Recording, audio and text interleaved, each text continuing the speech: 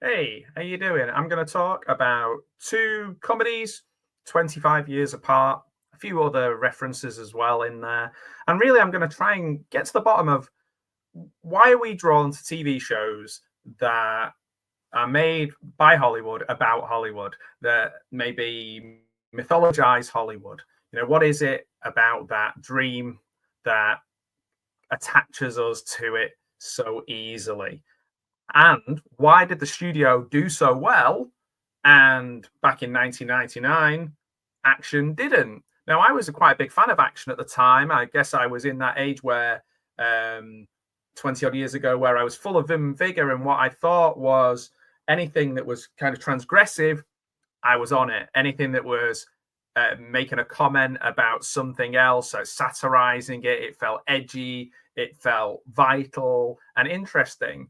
Um, I've revisited it. It's still good. The references I get, something like The Player, when The Player came out, maybe I didn't get all the references. We'll talk a bit about The Player as well. There's more reverential fare, like Once Upon a Time in Hollywood. There's also, which isn't a comedy, but it has funny moments, but it's not a comedy. And The Critic as well, which didn't do as well, even though it was made by the creator of The Simpsons, and it had the wonderful lead role as Jay Sherman, John Lovitz. So we're going to talk all about that, but let's focus on the studio and Action. Now, if you haven't seen Action, I recommend it. At the time, I was a big fan of Jay Mohr, and I always thought maybe because of I'd seen him in Suicide Kings, I'd seen him in a TV show called Camp Wilder, if you remember that, where he played a character called Dorfman. He was quite funny. I read his book, Gasping for Airtime, about his time on Saturday Night Live. His impressions were good. He seemed funny. I think I even listened to his podcast for a bit.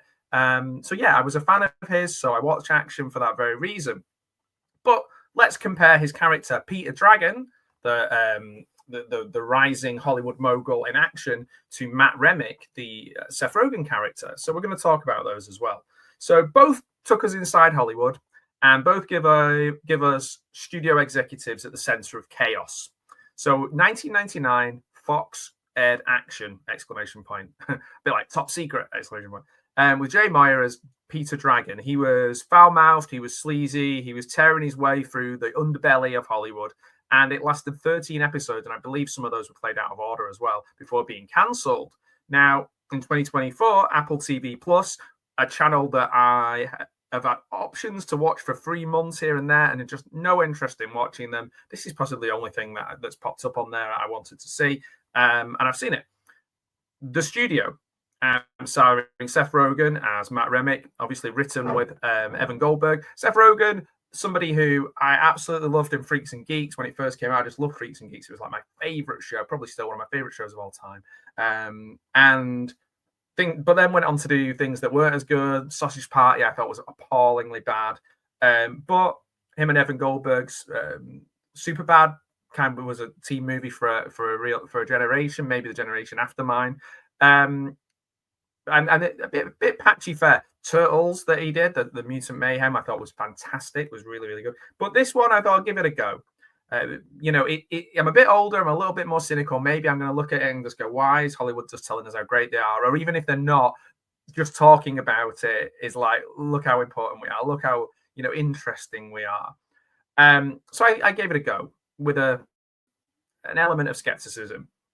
So why did Peter Dragon flop and Matt Remick became a hit? So same satire, very similar satire actually.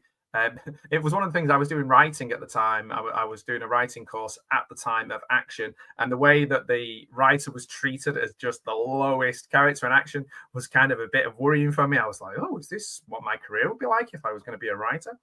But both comedies are about Hollywood's insanity. They are pulling back the curtain on the Dream Factory, not pulling it back so far that we're seeing. I mean, there's jokes about things like kind of dodgy stuff and drugs and things like that. But like, obviously, there weren't exposés. Otherwise, we wouldn't have had Harvey Weinstein ruling the roost for so long, would we? If these things were actually hard hitting, exposés. They're not exposés, but they were wild, and the satire, and they're funny.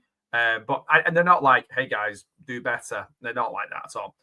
Insecurity, insecure bosses, questioning each other all the time, and an ensemble cast. Very good ensemble cast in both of them.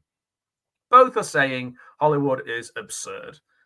which we kind of know already, but we're still going with that. And obviously there's an audience for it as well. So what about Peter Dragon? So Jay Mohr played Peter Dragon. He was arrogant. He was cruel. His outbursts are funny, but they're also quite exhausting. There's no moments of softness that you get with Matt Remick. There's no crack in the armor. And that's probably the main problem. In 1999, TV really wasn't ready for a comedy with no heart. Even now, I feel like there isn't a lot of comedies that are on TV, and I don't watch a lot of television, if I'm honest, but the ones that I do watch, I don't feel like there's a darkness there like there is with action. Fox wanted broad, crowd-pleasing sitcoms. So we're talking the era of that 70s show, or just about to start Malcolm in the Middle, which is awesome, by the way. Malcolm in the Middle, Bryan Cranston was just incredible, and people were noticing, but not noticing what an incredible actor he is. Strangely, he turns up in the studio and is wonderful in that as well. So the results about action at the time were critics admired it because they were in the middle of it, but audiences didn't really stick around. It was all venom, no sweetness. People really didn't want to spend week after week with Peter Dragon. Maybe even Jay Mohr was not at that time, kind of didn't come across as an everyman, and maybe we needed a little bit of everyman to attach to. So chapter 3, Matt Remick is a bit of a buffoon.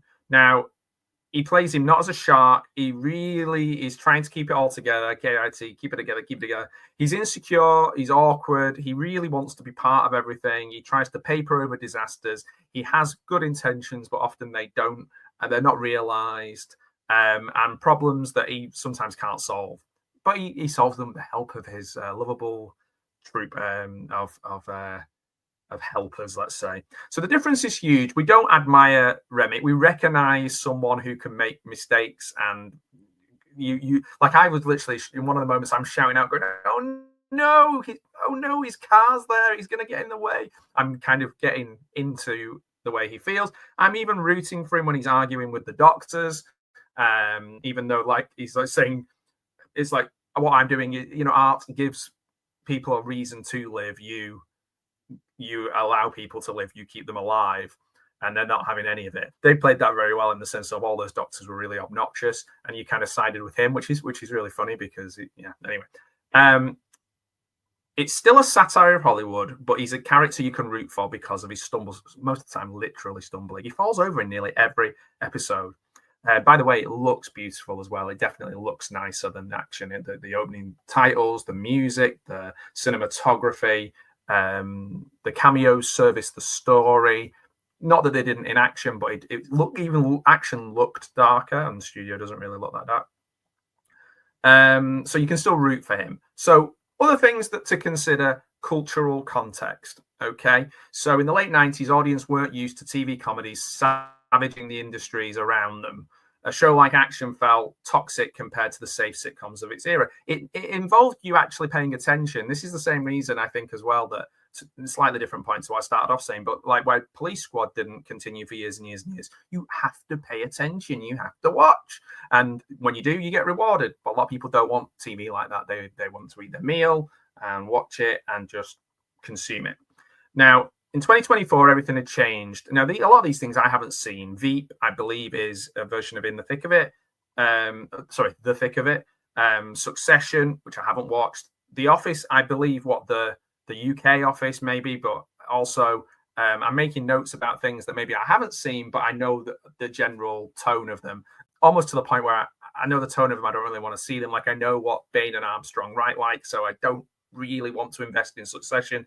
I know what Armando Iannucci is like, so I don't really want to invest in Veep. The American Office, I think, to be honest, if Ricky Gervais stopped working after the Office finished, I'd be happy. There isn't a lot of his work that I enjoy post The Office. I think The Office is perfect, but I guess he has to carry on working. But definitely, it's a little bit darker.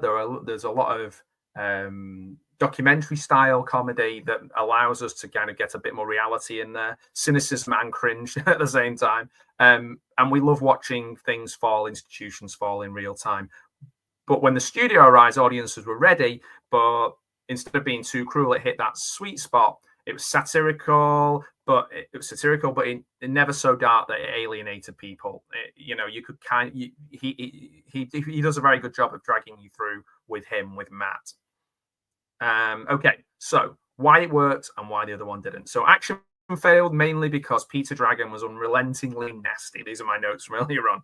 Brilliantly played, yes, but not a lot of humanity to cling on to. I don't know if it was released now.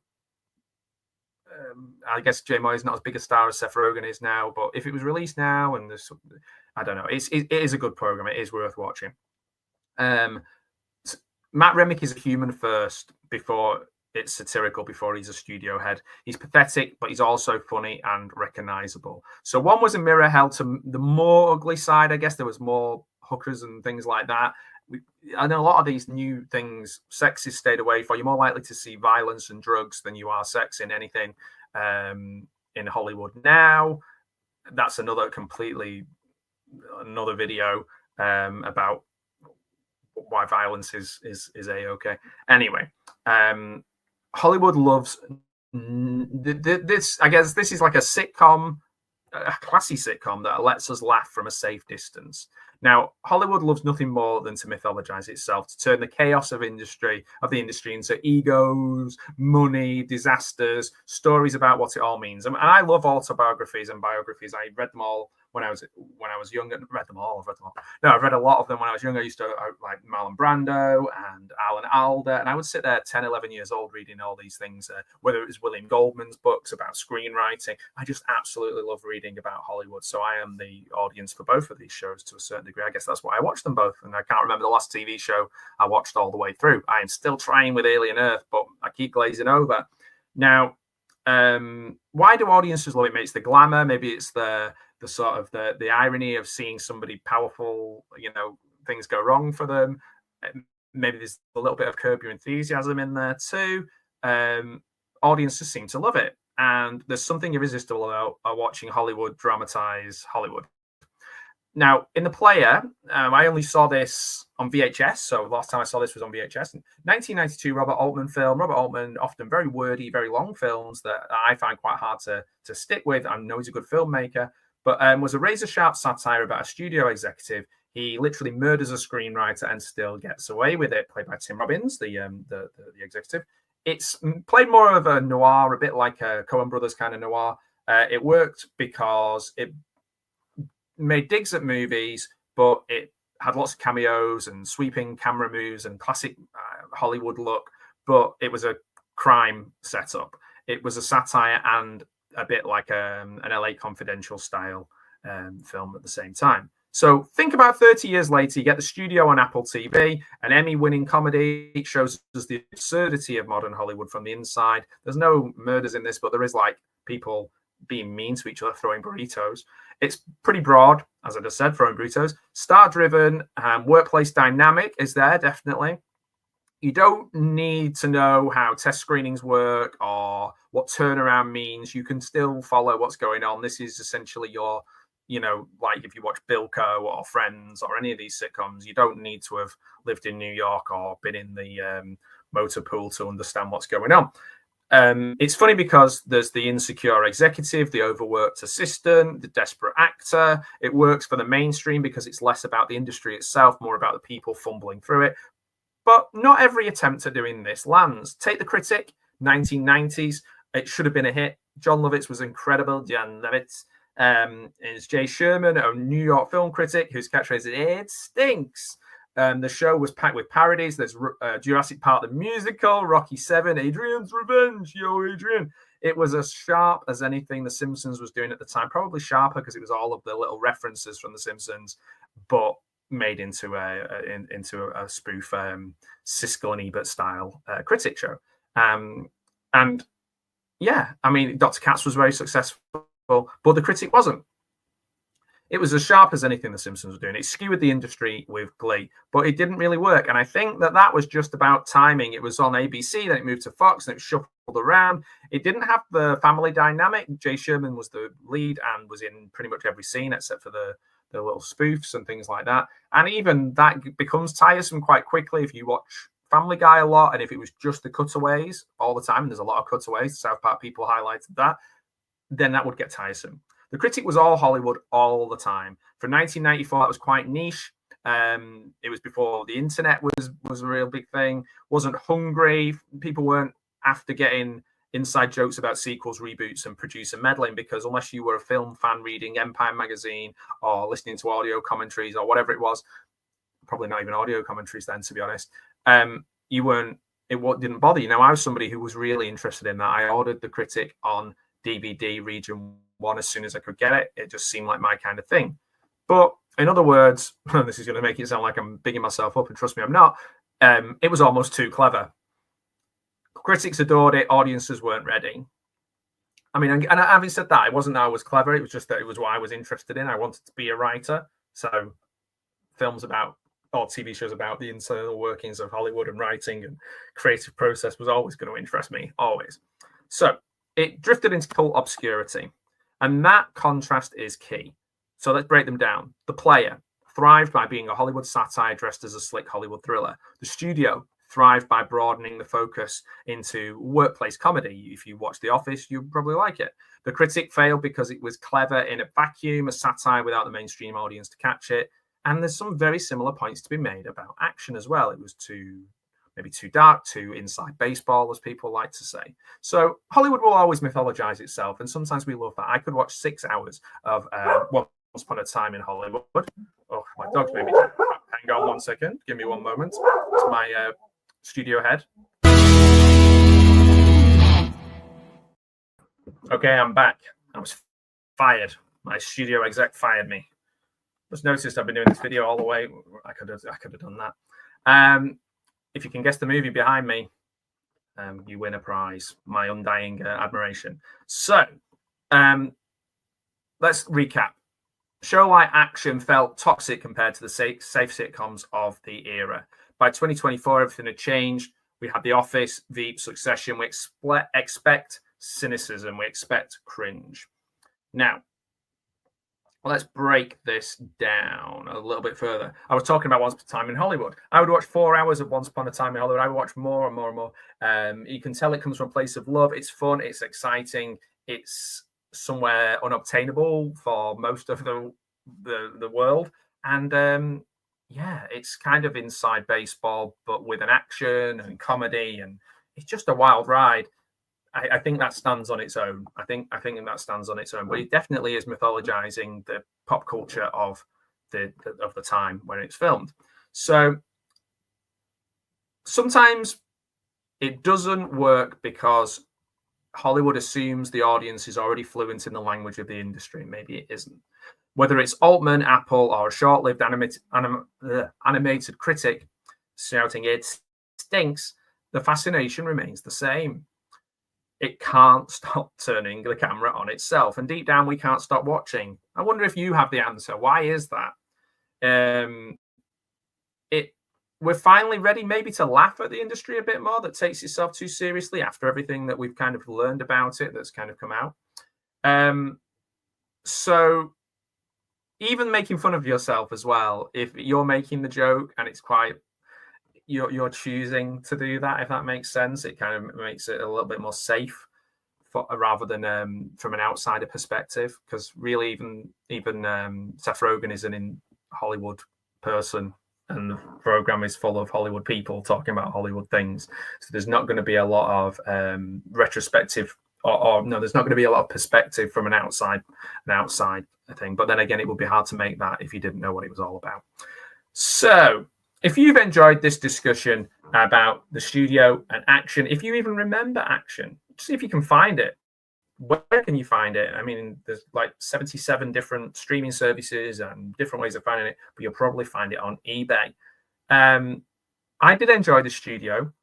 I don't think it's like great, like 10 out of 10, but I did enjoy it a lot. I watched it to the end, which is something that I find quite difficult to do now. It was 10 episodes. I thought it was great to look at. I did find myself rooting for Matt Remick to be successful. And I believe there's going to be a season 2 or series 2, as we say over here in the UK. Wow. So If you have got something to say about your favorite Hollywood satire, whether it's Swimming with Sharks, which I haven't mentioned, there's so many different ones, but those were the ones that really popped into my head when talking about this. Burn Hollywood Burn, an Alan Smithy film. But yeah, there's lots and lots. Even there's elements of a Kentucky Fried Movie which really do poke up at Hollywood, which are quite funny. So yeah, it's been an absolute delight and pleasure talking to you about movies and TV shows about movies.